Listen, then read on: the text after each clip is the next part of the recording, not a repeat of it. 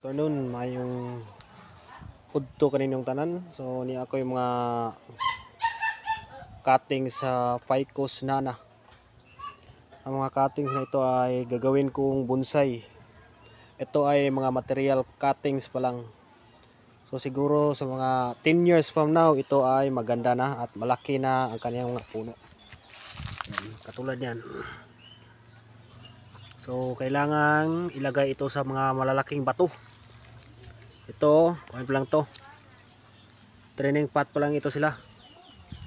So yan, nasa 400 na puno itong aking mga Ficus nana material. So kulang pa ito mga idol. Siguro kailangan pa itong dagdagan ko ng mga 1,000 na puno or 2,000 na puno ng Ficus nana. Hanggang dun, meron pang marami pa dun. So pagdating ng mga 10 taon, malaki na ang kanyang mga puno at siguro maganda na rin.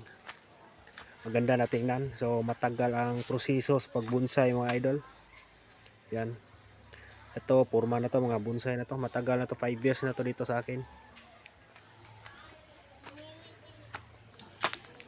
Yan.